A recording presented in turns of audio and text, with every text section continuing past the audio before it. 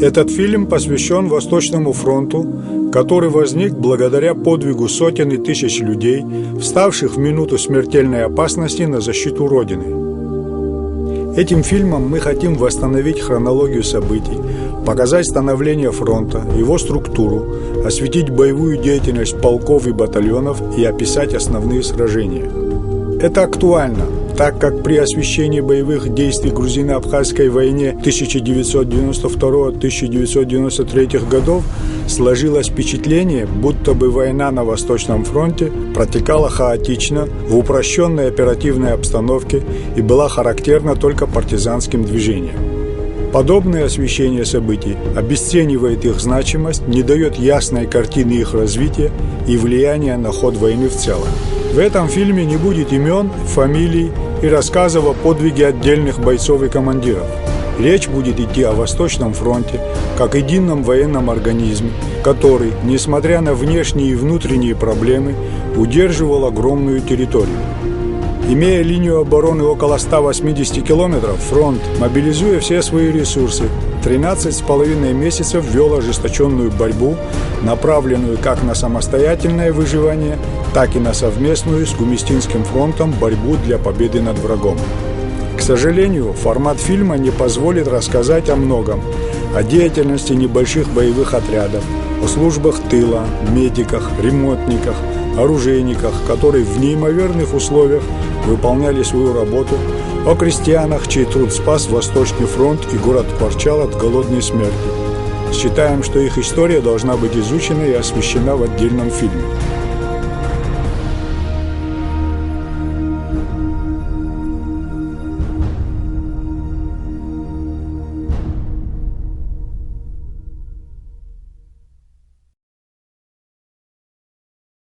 Война на Восточном фронте представляла собой театр боевых действий, простиравшийся на весь Очимчирский и частично на Гулерипский и Гальский районы. 90% боев проходили на территории Очимчирского района, на всех высотах от горы Хаджал, Кадорского хребта до берега Черного моря. Основные бои проходили на южном фасе Восточного фронта вдоль центральной трассы М-27. Боевые действия велись с 14 августа 1992 года до 30 сентября 1993 года непрерывно, с большой интенсивностью и напряжением. Носили они различный характер, от стычек и засад, локальных столкновений до сражений с применением сил и средств всего фронта. Все эти действия были взаимосвязанными, осмысленными и перетекали из одного уровня в другой. Войска Госсовета Грузии, 2-й армейский корпус, подразделения внутренних войск МВД и МГБ вторглись в Абхазию утром 14 августа 1992 года, совершив марш-бросок из глубины своей территории. Это дало им внезапность, что всегда является абсолютным преимуществом во всех войнах. Ахурейский пост отдельного полка внутренних войск Республики Абхазии был захвачен практически без сопротивления, и в плен попало около 2 десятков наших бойцов. И только в районе казарм часовые открыли огонь на поражение. В завязавшейся перестрелке было убито 2 грузинских солдата. Личный состав Гудавского поста оказался отсеченным, но сумел выйти из окружения на БРДМ, при этом по дороге уничтожил автомашину с грузинским полковником его охраны. В 11 часов колонна оккупантов столкнулась с кварчельскими гвардейцами на Беславском перекрестке. Несмотря на отсутствие противотанковых средств, они сумели гранатой F1 подбить танк и уничтожить несколько солдат противника, а 3 взять в плен. В Кварчельсе потеряли 1 убитым. В течение этого и последующих дней при продвижении по Ачимчирскому району грузины подвергались атакам небольших, но хорошо обученных подразделений Абхазской гвардии, бойцов отдельного полка внутренних войск Республики Абхазия и ополченцев. Целью этих ударов было недопущение быстрого продвижения войск противника к столице Абхазии, городу Сухум.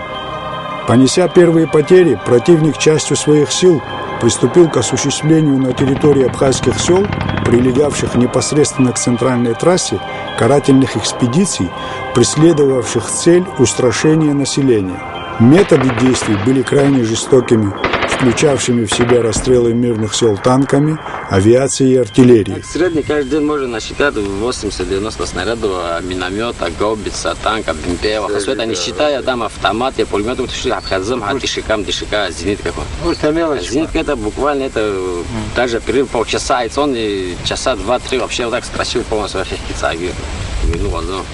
Каких-то снаряд средний 80-90, вы каждый день новым холодат, замут, абраги, накытах, я вас на Бреслав. Захваты заложников, расстрелы и пытки населения стали повсеместными.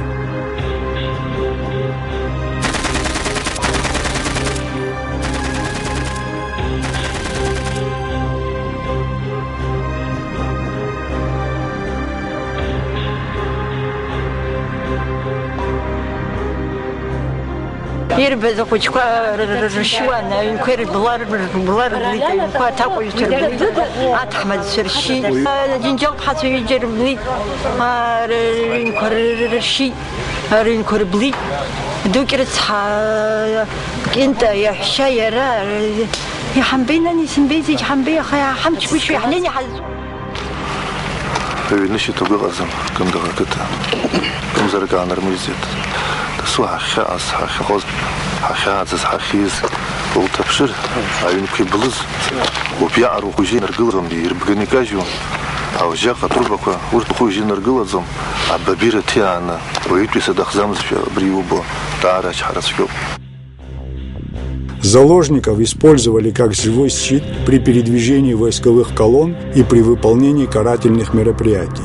Именно так, посадив на бронетехнику пожилых и детей, а перед ней поставив тех, кто мог передвигаться, грузинские войска смогли вытеснить из села Дзюбжа и его окрестностей местный отряд партизан, который на тот момент на вооружении имел всего лишь 6 автоматов. Широко применялись поджоги домов, грабежи, уничтожение имущества и социальной инфраструктуры района.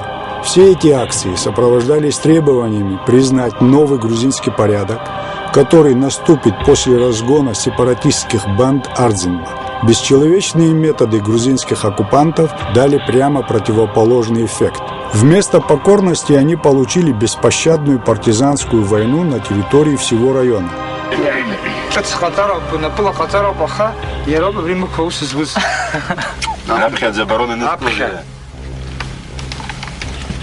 Абхария мокуя явлен инконер было за история институтера. Абриала ялаге. Попытка овладения шахтерским городом Кварчал сходу различными методами, как военными, так и провокационными, в конце августа провалились.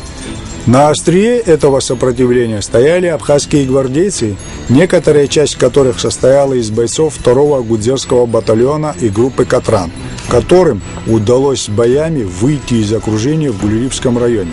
Костяком значительного партизанского отряда стали и милиционеры города Очамчира и района. Также на Восточный фронт горными тропами через территорию, занятым врагом, прибыло несколько групп бойцов с гумистинского рубежа. Однако при таком сложном переходе они неизбежно несли потери.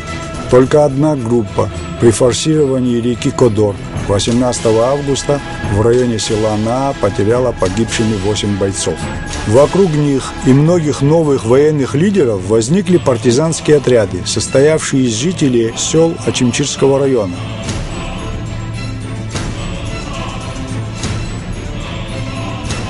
Несмотря на острую нехватку оружия и боеприпасов, эти отряды ежедневно устраивали засады и вылазки, уничтожая небольшие отряды грузинских войск. Грозным средством борьбы стала взрывчатка. Бесахуй, морковь, бесахуй, это долина смерти. Ара бесик до бесахуй пикорев. Мабатамина коги любителя бля павонка и цапсан манав хару вас не тяжелее по смацеп хазяд виргу да нурская и тым хапкомана муха кутым хапкова капсул караф замас и краханиман захинди. Артайцеп хадат цода и сода и пижон. Да бы это рация харзадзема. Вах беган это отсват говори пижедер это хаскин хава говори пижедер. Что ахза аздрам до мирпой бесахуй это долина смерти. Группы взрывников уничтожали линии электропередачи, автомобильные и железнодорожные мосты. Например, Таумышский автомобильный мост был взорван 15 августа в 5 часов утра, что остановило движение войск противника на 2 суток. 17 августа при попытке форсирования реки по сооруженному броду скопившаяся колонна противника подверглась нападению. Были подбиты и уничтожены 1 танк Т-55, 1 БТР-70 и несколько военных грузовиков. Также 3 сентября был взорван Таумышский железнодорожный мост и подъезд к нему со стороны Сухума так, чтобы исключить возможность быстрого ремонта. Забегая вперед, скажу, что за все время войны только одна диверсионная группа Кинского батальона «Дамаск» 18 раз взорвала железнодорожное полотно. Подобный способ боевых действий был наиболее эффективен с конца августа до ноября включительно, ввиду того, что противник, недооценив силы абхазского сопротивления, не создал надежной системы охраны своих тылов и коммуникаций. Целыми неделями от села Кындых до села Лашкендар трасса находилась под полным контролем партизан. Только большим колоннам врага в сопровождении бронетехники и вертолетов удавалось прорываться сквозь партизанские засады. С помощью вылазок бойцами Восточного фронта решались следующие задачи: нарушение и замедление передвижений противника по коммуникациям путем подрыва мостов, уничтожение техники и личного состава противника, захват оружия, боеприпасов и боевой техники, повышение опыта и проведение подготовки личного состава в условиях реального боя, так называемая обкатка. В ответ на это, пытаясь обезопасить свои коммуникации, войска Госсовета стали расширять практику карательных операций против тех населенных пунктов, вблизи которых осуществлялись партизанские действия. Усилились террористические авианалеты и артиллерийские обстрелы города Ткварчал и абхазских сел.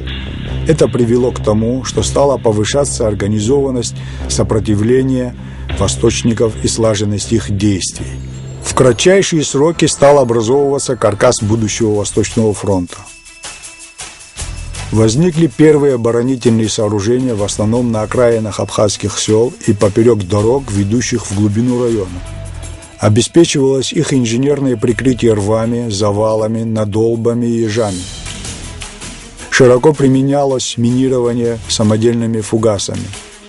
Параллельно усиливалась координация действий разрозненных партизанских отрядов, налаживалась взаимопомощь. Ткварчал превращался в центр сопротивления. В нем формируются командные структуры. Из горожан и жителей окрестных сел создаются батальоны для обороны города, пополняются отряды быстрого реагирования, в задачу которых входит как оборона города, так и оказание помощи партизан в селах. Налаживается связь и воздушный коридор с руководством республики в городе Гудаута. С Гумистинского фронта на Восточный фронт с целью его усиления перебрасываются офицеры, небольшие боевые отряды, боеприпасы, средства связи и медикаменты. لكن بيعوز بزيو يحتقوا بخا راح حتقر على مكان زي خنزرج جورم راح مكان خرحان حقوق حتشم شبحاو شوي ضخ بشوف سجاح بشوازر نسخر على حمود زري. Одновременно в грузинских селах, расположенных вдоль трассы и глубине района, противник стал создавать военные гарнизоны, состоявшие из жителей этих сел. Костяком гарнизона являлись, как правило, подразделения Министерства обороны, МВД или МГБ Грузии, численностью от роты до батальона, усиленные бронетехникой и артиллерией. По окраинам этих сел велось строительство оборонительных сооружений. Из числа местного населения были сформированы 3 отдельных батальона. От села Ачгуара до мостов через реку Кадор вдоль шоссейной дороги и железнодорожной магистрали создается система постов, расположенных на небольшом расстоянии друг от друга. Артиллерия противника была расположена таким образом, чтобы могла перекрывать огнем весь Восточный фронт, город Кварчал и большой сектор моря. Наибольшей концентрации артиллерии противник достиг в районе порта города Чамчира и села Новый Киндык. 26 сентября грузинский карательный отряд попытался ворваться в село Меркула. Наткнувшись на жесточайшее сопротивление небольшого отряда партизан и минную засаду, они потеряли 4 БМП и 1 танк Т-55 подбитыми и несколько десятков солдат убитыми. Противник использовал 2 боевых вертолета, которые дважды штурмовали позиции наших бойцов. На помощь меркульцам пришли боевые группы из Беслаха, Моквы и города Ткварчал. После неоднократных попыток отбить поврежденную технику, каратели отступили. В силу обстоятельств нашим бойцам удалось забрать с поля боя только 2 БМП. Наши потери равнялись 1 убитому и 3 раненым. В осенний период противник провел несколько операций против нашего правого фланга. 29 сентября грузинам при поддержке 12 единиц бронетехники, боевого вертолета удалось захватить развилку дорог на высоте 302. Это привело бы к катастрофическим последствиям для всего Восточного фронта, так как отсюда ему открывалась прекрасная возможность выхода в глубокий тыл. Это в село Джгярда, село Ктол, Таумыш, Кындык и село Атара. Осознавая все это, в этом направлении были срочно переброшены дополнительные подразделения с других участков фронта а также боевые группы из города Ткварчал. До их подхода противнику оказали отчаянное сопротивление атарские партизаны. Грузины продержались недолго, потеряв 7 человек убитыми и около 20 ранеными, а также 1 танк Т-55 и 1 единицу МТЛБ, они были вынуждены отступить к 1 октября.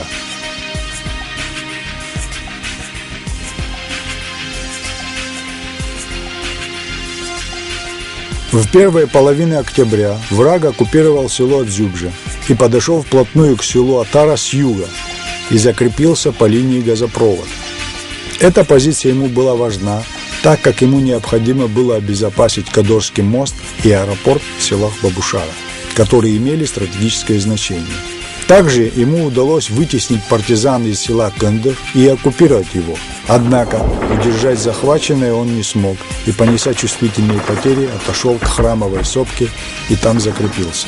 В ответ восточники усилили диверсии на трассе, стали взрывать мосты, устраивать засады и валить мачты линии электропередач. Так, новый мост через реку Чаша был взорван 3 октября, и следовавшая из Сухума колонна противника, попав в засаду, понесла серьезные потери и вернулась назад. В эти же дни был взорван автомобильный мост на реке Адзюка, да так, что полгода грузины не смогли пользоваться объездной дорогой мимо города Чамчира. В результате на отдельных направлениях бойцам Восточного фронта периодически удавалось на разное время перекрывать центральную трассу.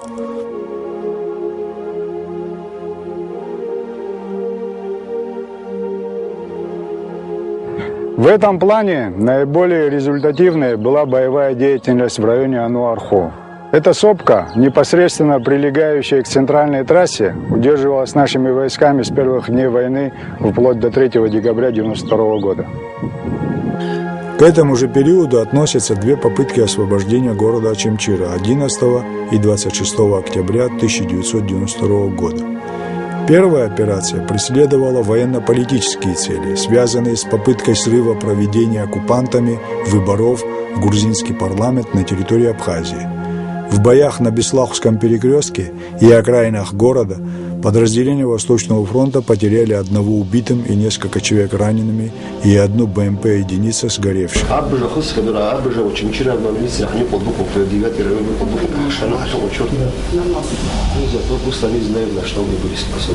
Это трофей, боеприпасов какого? Все есть, конечно, не переживайте. Просто духу и все. Танк какого? Танк будет пшеничного, короче, Беслав. Вторая попытка должна была осуществляться совместно с морским десантом численностью до 200 человек при одном танке Т-55 и одном БМП-единице, посланным с Гумистинского фронта. Однако десант из-за штормовой погоды и неисправности баржи не смог высадиться.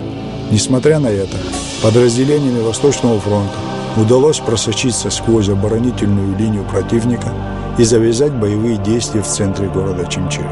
Из-за недостаточной слаженности действий, нехватки силы и средств, попытка потерпела неудачу.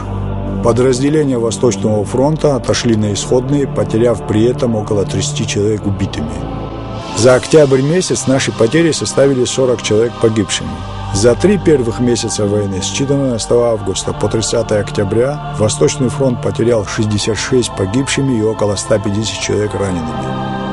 В эти же дни на других участках фронта восточники проводили вылазки и засады, в результате чего противник понес немалые потери. Криптограмма от Байкал-5. Командующими вооруженными силами Республики Абхазия. За 3-4 ноября наши потери: убито 2, ранено 2, ранено мирных жителей 7. Потери противника: сожжен 1 танк и 1 БМП. Уничтожена живой силы противника 1 икарус пехоты в районе Тамыш. На остальных участках противник понес потери. Боеприпасы 0, лекарства 0. Прошу помощи. 5 ноября грузины при поддержке бронетехники атаковали Мокский чайсовхоз. Однако их продвижение остановилось из-за упорного сопротивления небольшого партизанского отряда с позывным «Моряк». К месту боя были спешно переброшены боевые группы ото всех полков, и к исходу дня противник был отброшен. Он потерял более 35 человек убитыми и ранеными, 1 танк Т-55 и БМП подбитыми. Криптограмма от Байкала-5. Ткварчели. Командующими вооруженными силами Республики Абхазия полковнику Ашба. 5 ноября с 6 часов 30 минут шел бой в районе Цагира-Мокова совхоз. Наши потери: убито 1, ранено 3. Потери противника: более 50 человек убито, 5 трупов оставлено на наших позициях. Подбитый танк восстановлению не подлежит. Втроем мы здесь оборонялись, держали. 1 человек 50, наверное, 60 на нас шли, и мы троем вот это все удержали. Потом подмога пришла, и за целый день боя, за 13 часов боя, нам пришлось отойти. А потом уже отсюда мы пошли до конца, где мы сейчас были, до туда дошли. И вот в этот бой у них тогда 83 трупа у них было, и 3 единицы техники мы им здесь. 1 повредили, 2 подбили сильно. Осознав, наконец, всю опасность от существования организованного сопротивления в своем тылу, грузинские войска, воспользовавшись 9-дневным перемирием на Гумистинском фронте, заключенным без учета положения на Восточном фронте, подтянув резервы, предприняли ряд серьезных операций с целью захвата абхазских сел и города Ткварчал. К этому моменту все населенные пункты, находящиеся под контролем Восточного фронта, ими были обесточены и прервана телефонная связь. К началу наступления грузинских войск подразделения Восточного фронта приказом командования от 30 октября 1992 года были реорганизованы в 2 полка однобатальонного состава. В городе Ткварчал был создан оперативный батальон в 350 человек и комендантский взвод для поддержания порядка в городе. Первому полку зоны ответственности отводилась территория от реки Кодор до реки Лашкендар, второму полку от реки Лашкендар до реки Алдзга. В состав полков также входило большое количество самостоятельных подразделений, что сильно усложняло руководство фронтом и планирование боевой деятельности. Оперативному батальону отводилась задача обороны города и оказания помощи полкам по фронту. Местом дислокации являлся город Кварчал. На момент реорганизации общее количество личного состава было 750-800 человек. Десятки единиц стрелкового оружия, гранатометы, пулеметы, средства связи и другое военное имущество. Около 180-200 стволов неучтенного оружия находилось на вооружении различных небольших боевых групп. Подразделения формировались по территориальному принципу из жителей той местности, где проходила линия фронта. Те же села, которые находились в глубине района, выставляли отряды на те участки, которые за ними закреплялись. Например, Арасадзих – Кандах, Члоу – Кандах, Меркула, Мук, Отап – Мук, Тхина – Мук, Меркула, Джгерда, Ктол, Лабра и так далее.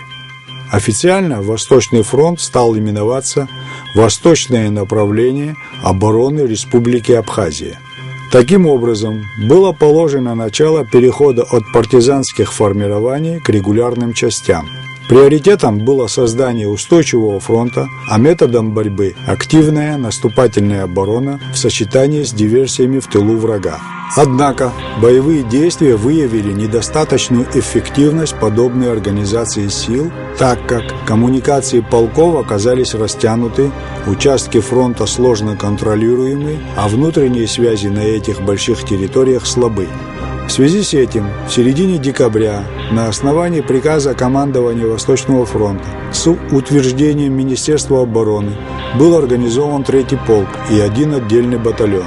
Небольшие партизанские диверсионные группы были сведены во взвода, роты, батальоны и включены в состав полков. Несколько групп, отказавшиеся влиться в состав батальонов, получили статус отдельных подразделений, и с ними штабы полков работали напрямую. Зоны ответственности были перераспределены следующим образом. 1-й полк Катран 5-батальонного состава, 1-й батальон Адзюбский, 2-й батальон Дельфин, Ктольский, 3-й батальон Апсны, село Гвада, 4-й батальон Дамаск, село Кандах, 5-й батальон Удав, село Атара, 1 разведдиверсионная группа и отдельные горные подразделения патрульно-постовой службы. Зона ответственности от реки Кадор до реки Лашкиндар и по Кадорскому хребту от села Наа, горы Кяч, хребета Чадара. Штаб полка в села Джгерда. Нумерацию батальоны получали по мере формирования. 2-й полк однобатальонного состава, 1 батальон Каскад, 2 отдельные роты Моряк и Урал. Зоны ответственности от реки Лашкиндар до реки Моква и хребта Панай, горы Цюку. Штаб полка в селе Моква. Отдельный Меркульский батальон Хабез, отдельный взвод Зигзаг от реки Моква до села Беслах. Штаб батальона в село Меркула. 3-й полк 4-батальонного состава. 1-й батальон село Бедия, 2-й батальон село Река, 3-й батальон село Пакваш, 4-й батальон село Беслах. 2 отдельные роты Скорпион и Ласточка, группы Гроза и Ислам и 2 диверсионных взвода. Зоны ответственности от села Беслах до села Бедия. По Кадорскому хребту от гора Куньяшта, гора Ходжал до Бахунджары. Штаб полка в городе Ткварчал. Для лучшего управления войсками штаб Восточного фронта был перемещен ближе к фронту, из города Ткварчал в село Члов. В этот же период реорганизовывались все службы обеспечения фронта – тыловая, медицинская, связь и так далее. Фронт приобрел короткое и емкое наименование – Восточный фронт. Прямой перевод с абхазского звучит как «фронт восходящего солнца». Надо отметить, что стыки между полками были всегда слабым местом в обороне Восточного фронта. Одним из самых уязвимых мест являлся стык между флангами 1-го и 2-го полка в селе Лашкиндар. Этот участок обороны был труднодоступен и удален от главных сил. Тут держал оборону взвод бойцов 3-го батальона 1-го полка, состоявший из местных жителей, которым, в зависимости от ситуации, оказывалась помощь и от 2-го соседнего полка. На стыке между 2-м и 3-м полками была иная ситуация. Они не соприкасались напрямую, между ними находился отдельный Меркульский батальон, надежно прикрывавший оба фланга и обеспечивавший целостность фронта. Таким образом, Восточный фронт приобрел в основном ту структуру, которая сохранялась до конца войны. Реорганизация осуществлялась в период наступательных действий противника в кратчайший срок и в соответствии с реальными возможностями. Безусловно, это был серьезный успех, так как форма, в которой сражается армия, имеет значение. С ноября 1992 года по март 1993 грузинские войска упорно наносили удары по линии водоразделов, спускающихся от Кодорского хребта к морю. В разное время различными силами с применением авиации, бронетехники и артиллерии были атакованы направления Атара, Наа, Кокуарху, Панганарху, Тоумыш-Гергиарху, Кындых, Цихуаш, Ануарху, Лабра, Квачара-Гуада, Моква, Моквский чай-совхоз, Хухуарху, Меркула, Джал, Заган, Беслах, Салиарху, Ростомипорта, Кацихабла, Пакваш.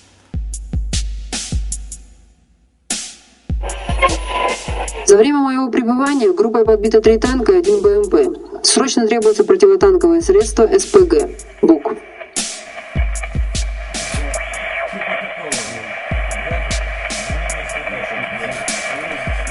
Ноября по всей линии фронта шли бои. Потери противника, 12 человек убито, уничтожено БМП, подбит танк. Потери наши нет. Ранено наших солдат 2, боеприпасов нет.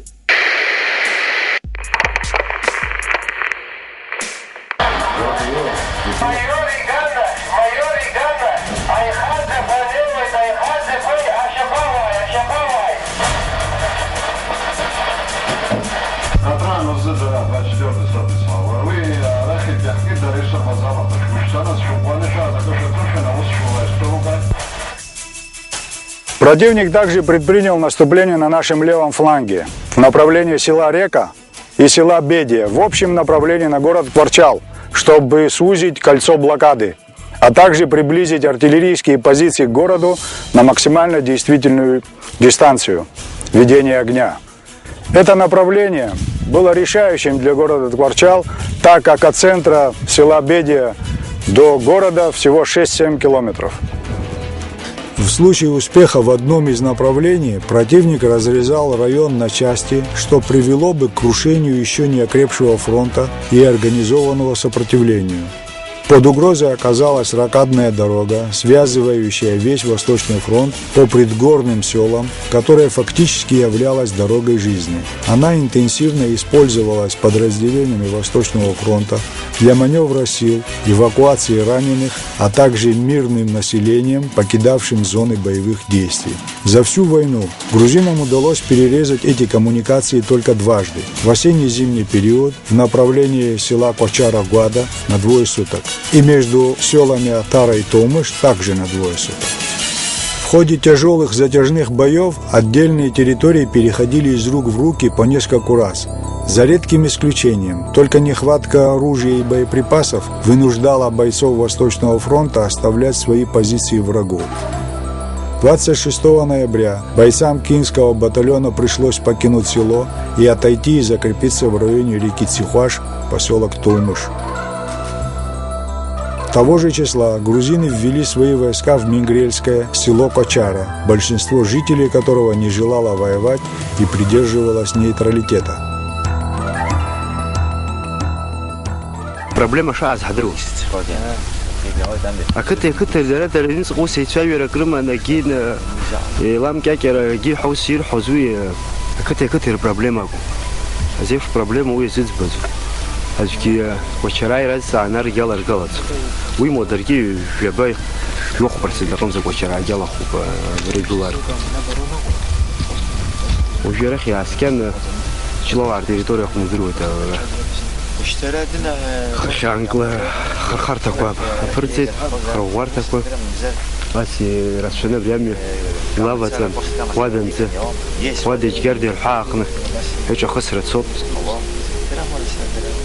خطو بقى أنا قرلا يبنزا وداوي خطبي تقلا زعشة عزبرا عمما فرت أخوما عزبراش بامش عزبرا ويا زيبش تقلا زعشة بسنيقة زي خنر بقلوت زي وستوكو باجيب حلاق زميسو عرات بيوس وكنت قريت أنا ياير عزب جاكاي قد خار проблема زحم ويقدر يخكسرمو وبري проблема حنات.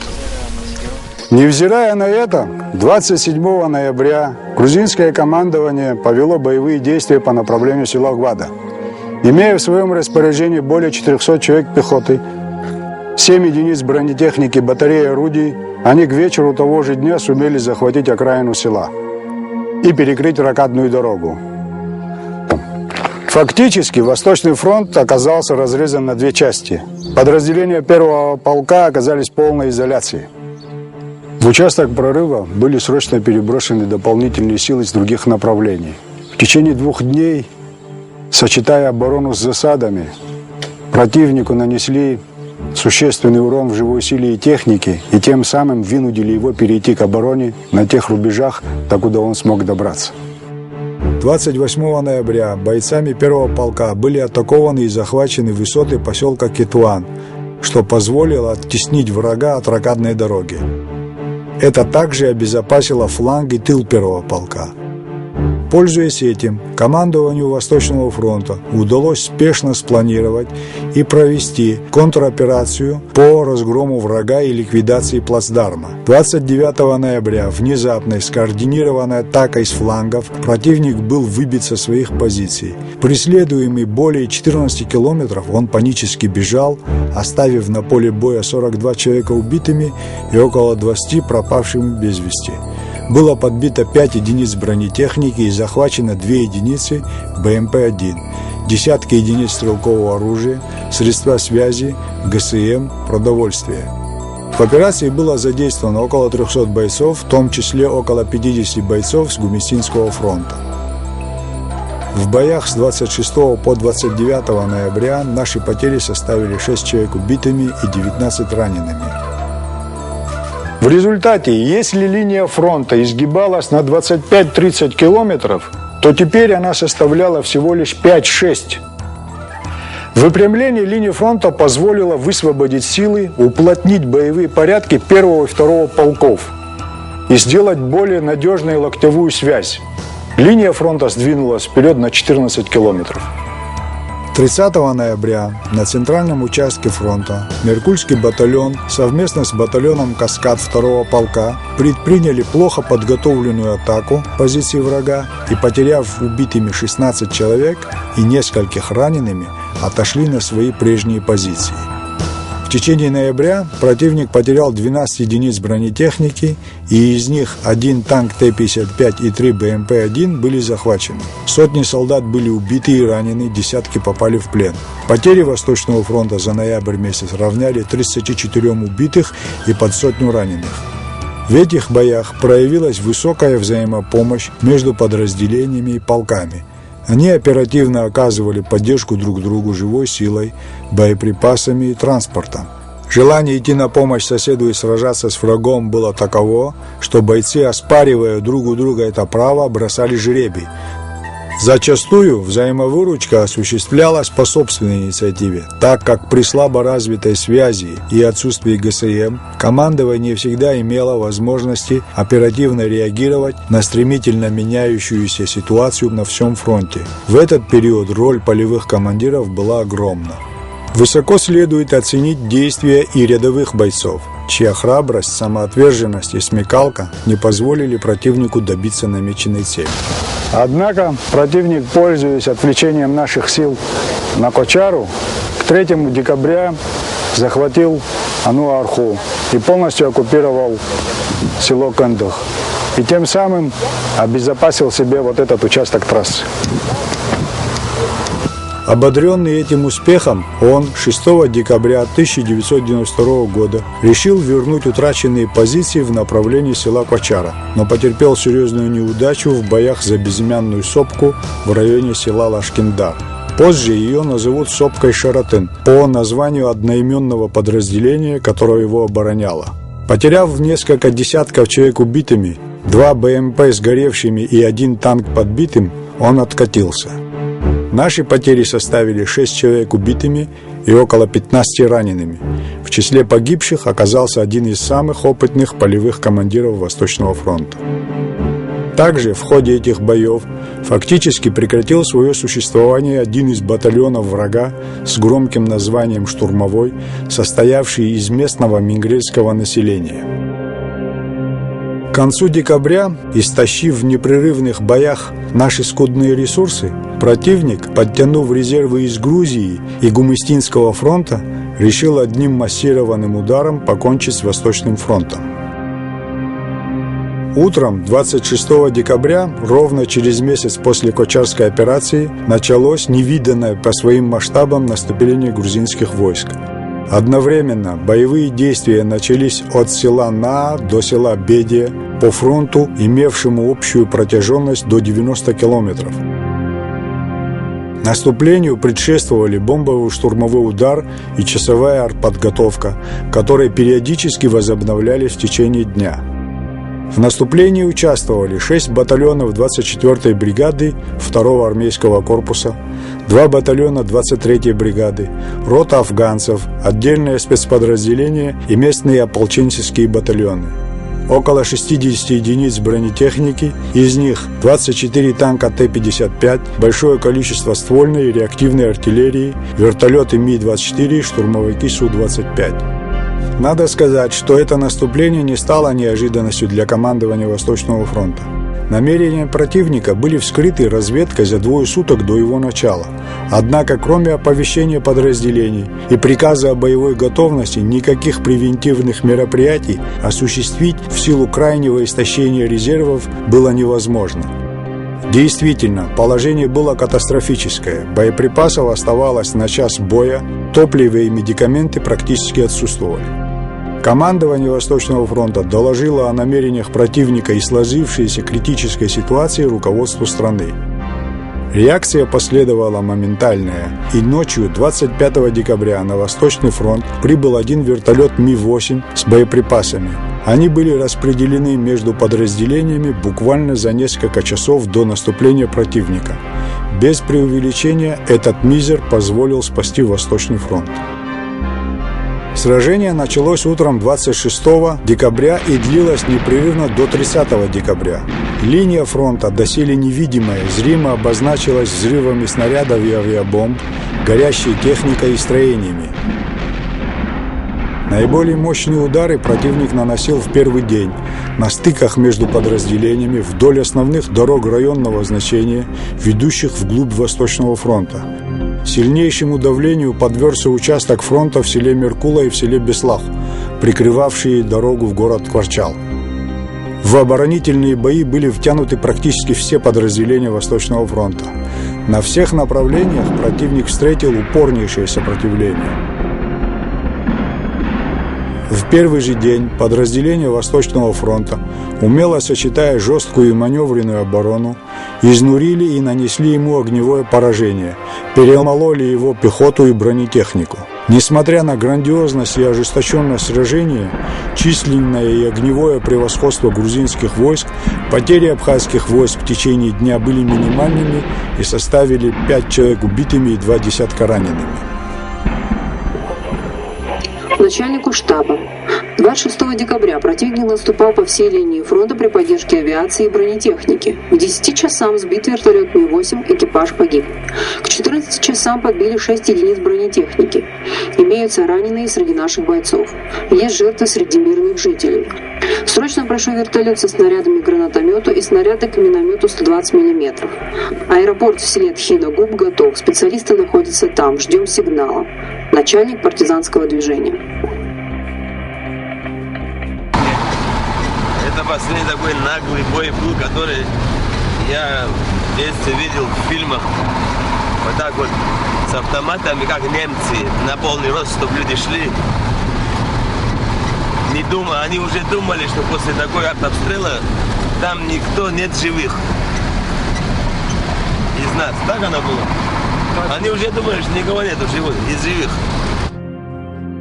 В ходе сражения, видя, что прямые лобовые удары разбиваются о стойкость наших бойцов, они начали менять тактику. Например, 27 декабря глубокой ночью грузинские войска численностью до 120 человек просочились в поселок Ачааркыт со стороны Ану-Арху. Им удалось зацепиться за крайние дома поселка, однако на следующий день, рано утром, были атакованы бойцами 2 и 4 батальона 1 полка и разбиты на голову.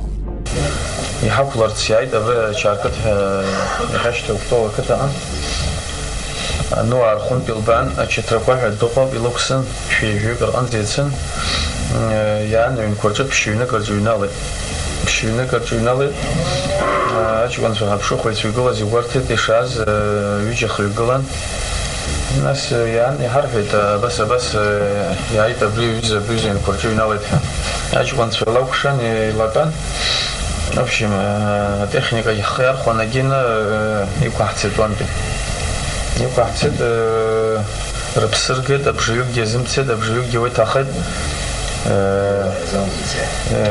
شتلاقي общем рабсергет уртагни.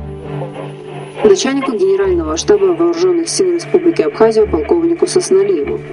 28 декабря с ночи по всем домам собирали боеприпасы, охотничьи ружья. Весь день по всей линии фронта шли тяжелые бои. Противник в районе Лабры вклинился в нашу оборону на 1 километр, создал угрозу нашему селу. Создалось крайне тяжелое положение, по всем ресурсам ноль. Если в течение 12-14 часов не пришлете помощь, то последствия могут быть неутешительными. 30 декабря интенсивность боев стала снижаться. Противник, имевший успех на правом фланге в районе села Атара, Кокуарху и Пангана-Арху, 7 января был атакован Атара-Дзюбским батальоном и, потеряв до 40 человек убитыми, был вынужден отойти. Наши потери составили 4 человека убитыми. Погиб также и командир батальона. Линию фронта удалось стабилизировать приблизительно на старых позициях, за исключением населенного пункта Тоумыш, Гергия-Арху, которую враг сумел захватить и удерживать до середины января 1993 года. Села Лашкендар и южные оконечности села Лабра, которую ему удалось отбить у нас и удерживать до марта 1993 года. Даже эти, небольшие по отношению к поставленным задачам приобретения, дались грузинам нелегко. Ожесточение и упорство наших бойцов было таково, что, например, 3-й батальон АПСН 1-го полка, несмотря на то, что оказался в окружении, имея добро командующего фронта на отступление, 8 дней продолжал удерживать свои позиции в селе Лашкендар. 2 января 1993 года батальон по глубокому снегу пробился к своим, нанеся врагу тяжелые потери. В результате, не сумев прорвать линию фронта или загнуть один из флангов, противник понес непоправимые потери в живой силе и технике и отступил.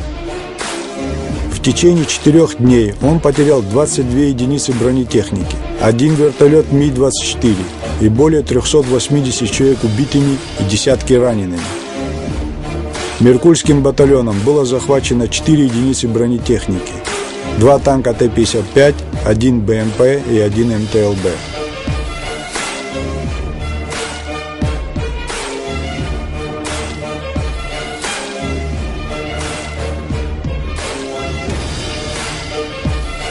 Восточникам в качестве трофеев достались десятки единиц стрелкового оружия, гранатометы, пулеметы, средства связи и другое военное имущество.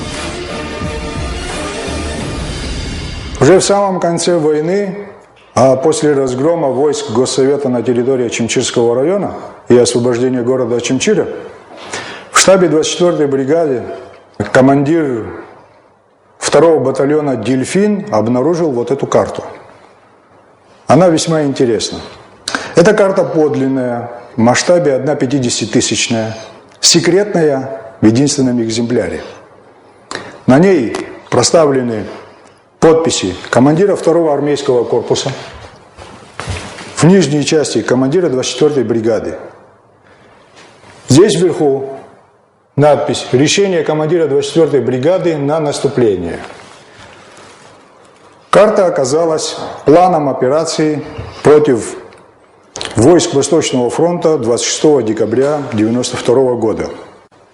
Здесь очень ясно и просто обозначены главные цели и задачи войск 24-й бригады противника и приданных ему сил против Восточного фронта. Главной задачей определено обрушение Восточного фронта и захвата города Ткварчал. Каким способом противник пытался это сделать? По карте видно, что в центральной части фронта и на нашем правом фланге он связывал боями все наши наличные силы, при этом наносил главный удар по направлению города Ткварчал по дислокации и линии обороны Беслухопского батальона, который как раз и прикрывал основной и кратчайший путь по направлению к городу Ткварчал. На нашем левом фланге, на своем правом, в поддержку движения главной группировки действовали силы в количестве до 200 человек и 9 единиц бронетехники при поддержке минометной батареи по направлению Бедия, Ацхода и Ткварчал. Это направление поддерживало главное и позволяло противнику взять в клещи город. На направлении главного удара по Беслуховскому батальону был нанесен самый мощный артиллерийский и авиационный удар, а также против этого батальона были сконцентрированы наибольшее количество войск противника в количестве 455 человек, 11 единиц танков и 1 БМП и плюс артиллерийская батарея. На нашем центральном участке, точнее против нашего центрального участка и на нашем правом фланге действовала группировка около 1000 человек и более 20 единиц бронетехники с 4 артиллерийскими батареями. Задача у противника стояла на этом направлении следующая: оттеснить наш правый фланг, сгрудить наши войска к предгорьям между селами Тхина и Гвада и уничтожить. Для военного человека эта карта легко читаемая, так как на ней все планы и замыслы нанесены специальными условными тактическими знаками, которые утверждаются боевыми уставами и наставлениями. В этом плане эта карта практически точно соответствует всем требованиям, за исключением нескольких знаков, которые читаются неоднозначно. Условные знаки по уставу должны быть ясны, наглядны, просты в использовании и нанесении и не допускать двузначности. Например, пронумерованный красный круг с красным центром означает по условным тактическим знакам нанесенный, выполненный ядерный удар. Есть еще один знак, который обозначает нанесение ракетного удара обычным снаряжением, но при этом он должен быть выполнен в черном цвете и без номера. Таких знаков на карте 33. Наибольшая концентрация этих знаков в количестве 7 единиц приходится как раз на территорию Беслухопского батальона, то есть направление главного удара. Еще 6 ударов, это довольно густо, расположены между селами Джгерда и селом Ктол в одну линию.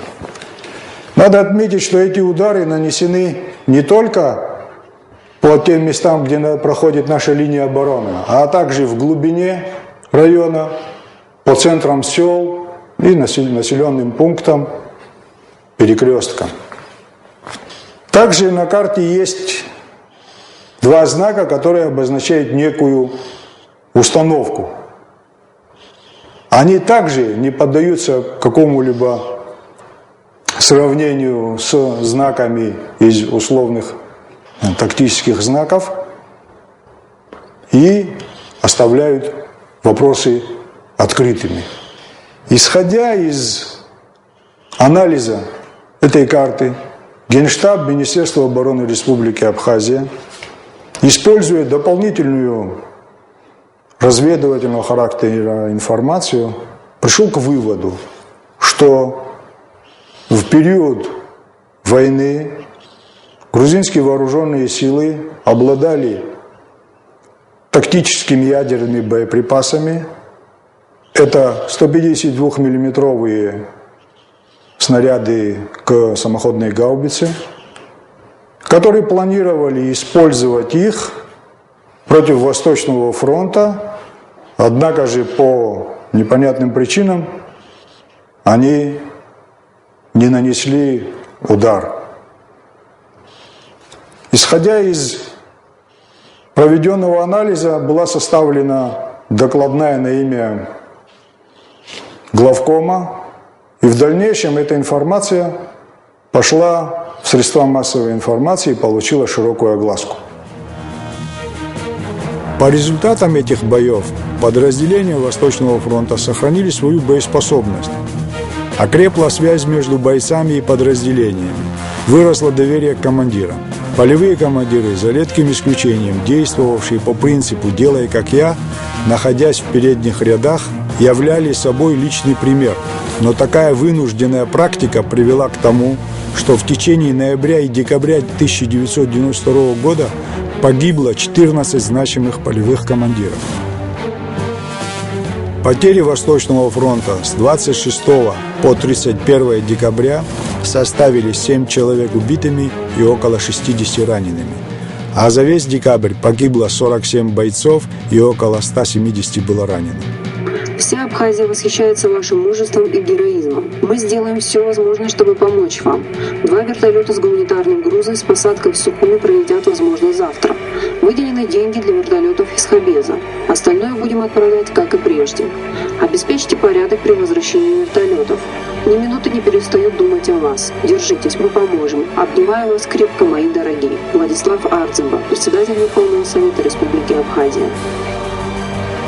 Следует особо отметить работу тыла, административных органов Очимчирского района и города Ткварчал, высокое чувство долга и взаимопомощи среди гражданского населения, громадную помощь, которую оказывали сельские жители бойцам и беженцам и голодающему городу.